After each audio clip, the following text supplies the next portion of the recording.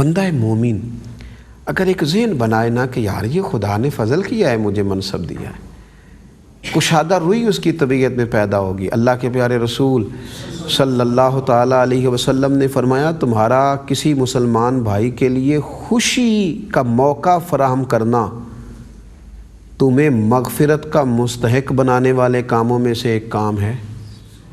تم اپنے بھائی کو خوشی کا موقع فراہم کر دو، اس کی مشکل کے لیے جتنی تم سے ہو سکتی ہے مدد کر دو، تم اسے خوش کر دو، اللہ تمہاری مغفرت فرما دے گا، تمہارے لیے موقع بن جائے گا اگر تم یہ کام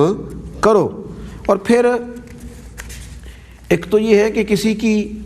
حاجت روائی کرنا، اس کی مشکل میں اس کی مدد کرنا، اور ایک یہ ہے کہ چلو اگر کسی شخص کے ساتھ ہمارے معاملات ہیں، ہمارا لین دین ہے اور اللہ نے ہمیں گنجائش دی ہے تو سامنے والے کو تھوڑی سی آسانی کر دی جائے۔ ہمیں اللہ نے گنجائش دی ہے، کام چلتا ہے اور سامنے والا تنگ دست ہے، مجبور ہے، تو اس کے لیے اپنے دل کو بڑا کیا جائے۔ نبی کریم صلی اللہ تعالیٰ علیہ وسلم نے فرمایا جس نے کسی تنگ دست کو مہلت دی یا اس کا قرض معاف کر دیا، اللہ تعالیٰ قیامت کے دن اسے اپنے عرش کے سائے میں رکھے گا، اور فرمایا قیامت کے دن خدا کے عرش کے سائے کے علاوہ کوئی سایہ بھی نہیں ہوگا۔ اسے تھوڑی گنجائش کر دو، اس کے لیے ذرا آسانی کر دو، تھوڑی سی اگر تم اسے مہلت دے سکتے ہو، تمہارے پاس وسعت ہے تو تم اسے، میں نے دیکھا ہے مقروض آدمی بیچارہ قیدیوں کی طرح زندگی گزارتا ہے، چھپنے کو جگہ ڈھونڈتا ہے، اور خدا معاف کرے بعض مقامات پر جھوٹ بھی بولتا ہے، چونکہ تنگ دست ہے، مجبور ہے، اس کے پاس گنجائش نہیں ہے۔ اس کی حاجت روائی کی جا سکتی ہے، اسے گنجائش دی جا سکتی ہے، لیکن اسے تکلیف دی جاتی ہے۔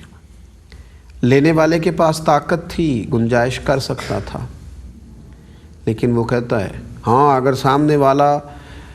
وہ سمجھتا ہے کہ یہ طاقتور ہے تو پھر تو کہتا ہے کہ چل بھائی تیری مہربانی دے دے، لیکن اگر تنگ دست ہے، مجبور ہے، غریب ہے، تو پھر کہتا ہے کل شام کو پیسے دینے ہی پڑیں گے، تمہیں ہر صورت دینے ہیں، ورنہ یاد رکھو میں بڑی سختی سے پیش آؤں گا۔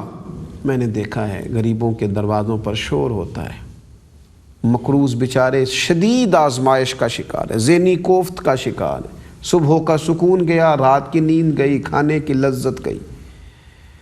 زندگی ایک عجیب کوفت کا شکار ہو گئی۔ حالانکہ ہم تو اس پیارے رسول، کریم رسول، مہربان رسول، رحمت للعالمین رسول صلی اللہ تعالیٰ علیہ وسلم کے ماننے والے ہیں، جنہوں نے فرمایا تھا جس شخص نے کسی مسلمان کی دنیاوی مشکلات میں سے کسی مشکل کو دور کر دیا، اللہ تعالیٰ اس کی قیامت کی مشکلات میں سے مشکلات کو دور فرما دے گا۔ اور حضور علیہ الصلوۃ والسلام فرمانے لگے جس شخص نے کسی تنگ دست پر آسانی کی، اللہ تعالیٰ اس پر دنیا اور آخرت میں آسانی فرمائے گا۔ اور نبی کریم علیہ السلام فرمانے لگے جس نے کسی مسلمان کی پردہ پوشی کی، اللہ تعالیٰ اس کی دنیا اور آخرت میں پردہ پوشی فرمائے۔ اور حضور فرمانے لگے جب تک کوئی بندہ اپنے بھائی کی مدد میں مصروف رہتا ہے، اللہ تعالیٰ بھی اس کی مدد میں مصروف رہتا ہے۔ چاہیے تو یہ تھا کہ یہ اس پر گنجائش کرتا، اس کے لیے آسانی کرتا، تو اللہ کے قریب چلا جاتا، دعاؤں کی قبولیت نصیب ہو جاتی۔